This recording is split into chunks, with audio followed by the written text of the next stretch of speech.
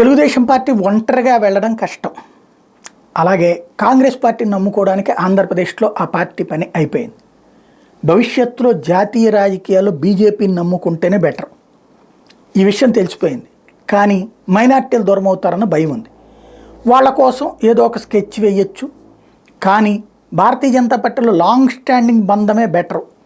అలాగే నరేంద్ర మోడీ, అమిత్ షా తెలుగుదేశం మళ్ళీ అధికారంలోకి వస్తే విలువిస్తారేమో, కానీ లేకపోతే అంతంత మాత్రంగానే ఉంటుంది.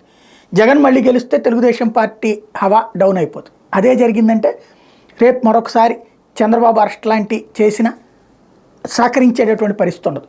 ఇప్పుడు భారతీయ జనతా పార్టీ జాతీయ నాయకత్వంతో బంధం పెంచుకోవడం అన్నటువంటి ముఖ్యమన్నటువంటిది లోకేష్ గమనించాడు. ముందు చూపు ఉన్నటువంటి కుర్రోడు. అందుకనినే అన్నామలైకి ఫోన్లు చేసి అతన్ని అభినందిస్తూ వచ్చి కోయంబత్తూరులో తెలుగు వాళ్ళు ఉన్నటువంటి చోట్ల అన్నామలై మీటింగులు పెడితే అది తెలుగుదేశం ఆర్గనైజ్ చేసింది. అక్కడ అన్నామలై అక్కడికి వచ్చేట్టు, లోకేష్ అక్కడికి వచ్చేటట్టు.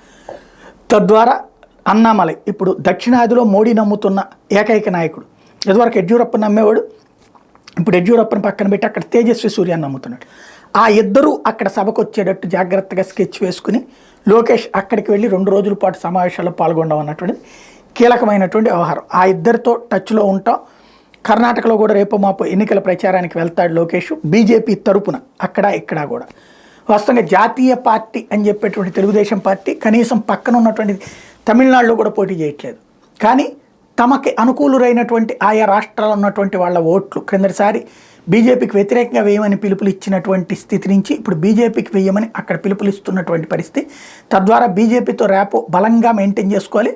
భవిష్యత్ అవసరాలకి దక్షిణాది నుండి పిలవగానే పలికేటటువంటి స్థాయిలోకి ర్యాపో మెయింటైన్ చేయడం కోసమని అటు అన్నామలైతో ఇటు పక్కన ఇతనితో కూడా ర్యాపో మెయింటైన్ చేస్తున్నారు. తేజస్వి సూర్యతో లోకేష్ చాలా ముందు చూపుతోనే చేస్తున్నారు.